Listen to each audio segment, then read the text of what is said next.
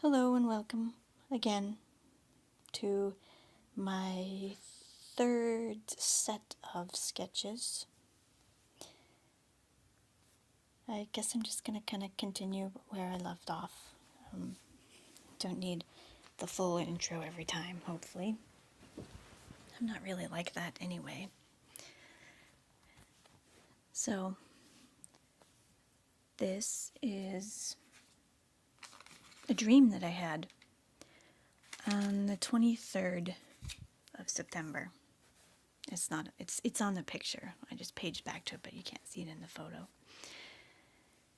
This was one of those, like, I woke up.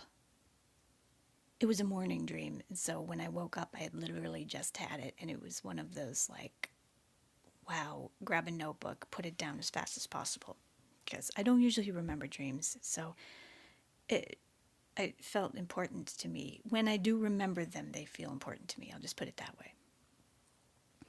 And what's particularly special about this drawing is that back then, there were other people saying that they had a vision or a dream or something that's almost exactly like this picture. And it ties into the previous picture of, when I was doing the dishes.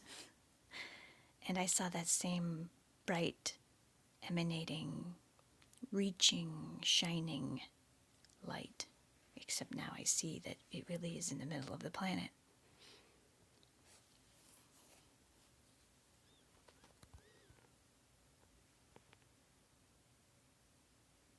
It was a great level of urgency. Like, it was comforting, I think, to feel the weight of the dream. Does that make sense? Now, let's move on. This was a more meditative experience. I'm pretty sure I was very still, like I was laying down, like meditating when this happened to me, as opposed to taking showers or doing the dishes or stepping into rivers or whatever other water things I might come in contact with. I did a lot more writing on here because I really was trying to describe what I saw. I really wanted to make it clear where my vantage point was and what it seemed like I was seeing and a part of.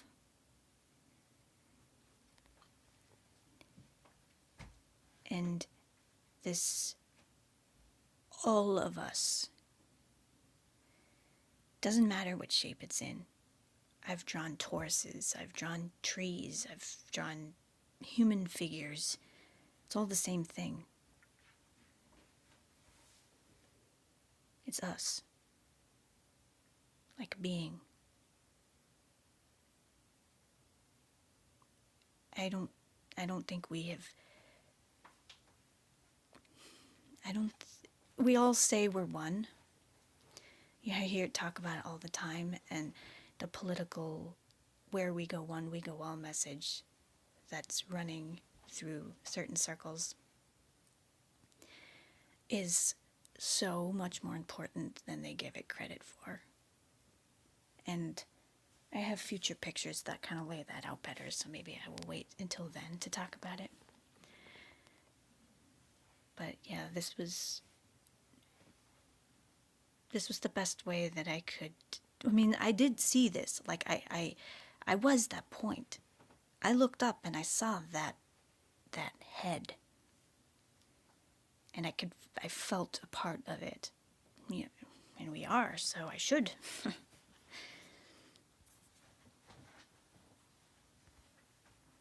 Oh, I guess it's the next picture right here. This is a very common symbol. And you know what? Whatever I have written here, this could have been like what it's meant to anyone with any religious knowledge, and I'm just the one that's naive about it. Suffice to say, though, that when I personally experienced it, it was a little bit of a mind blow. And that where we go one, we go all is literal, both within ourselves and as a humanity.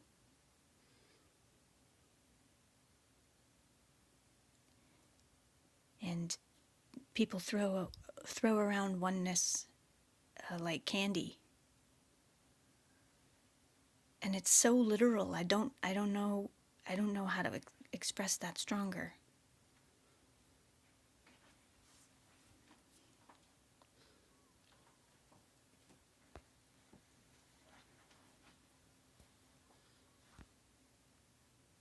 But yes. All right. This was probably the scariest meditation I'd ever had, because I'm pretty sure I thought I was gonna die. And the migraine that I got the next day was, it just took me out like all day long. But well, I don't really know so much. I'm not entirely sure why I'm sharing this particular one. I will leave that up to the viewers, honestly, because this is a very personal experience. This happened to me, and while this might be a very good physical representation of an awakening and what happens to everybody's physical bodies, right now this is just me.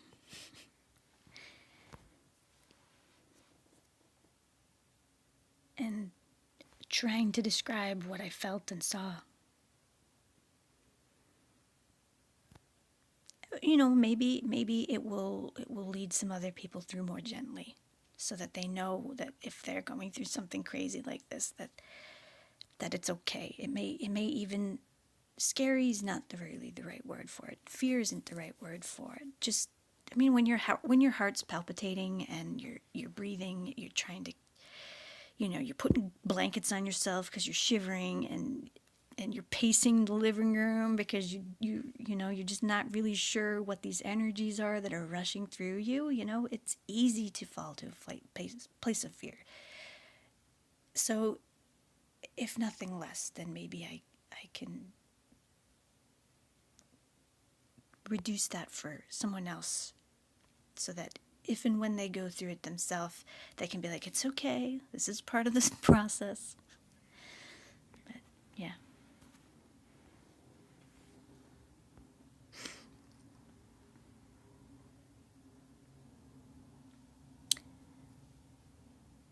Okay. This is,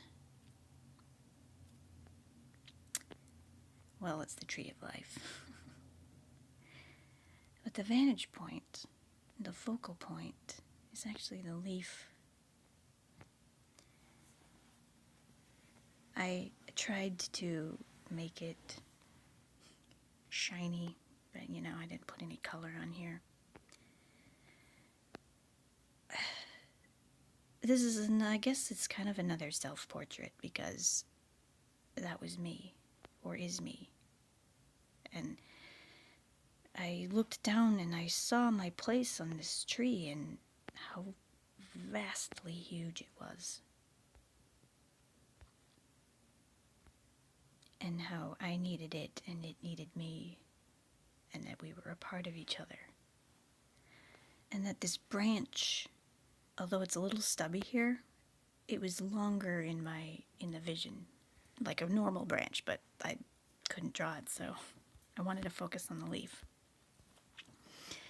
This was our physical, it was our ancestry, like our physical ancestry. Like, we live life and we build something while we live.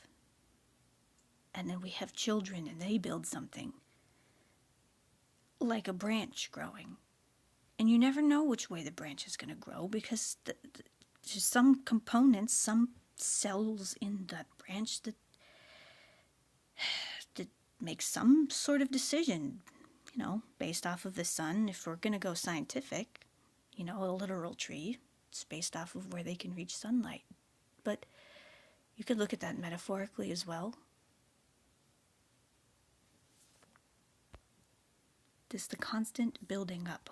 This is like, it's like our society. It just slowly builds. And somewhere on the tree is you.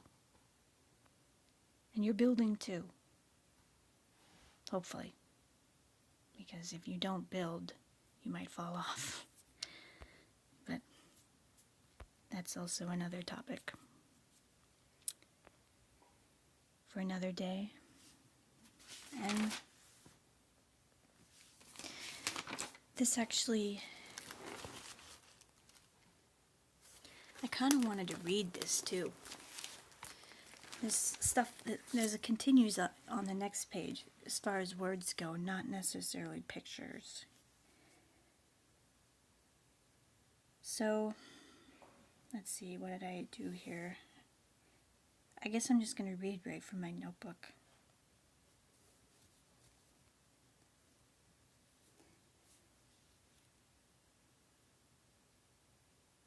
So I tried to show the light rays from the sun, to show the sparkling green of the leaf, to show what happens to the tree when the leaf is shut off from the sun, or the leaf if it gets no water from the tree, or if it gets poisoned water. What happens to the leaf if it does not synthesize light? What happens to the tree if the leaf does not synthesize light? Where does the leaf get its life from? Where is the leaf not of the tree or any other leaf among its branches? What does every leaf need from the tree to sustain its own life? With water alone, what can be enticed to grow?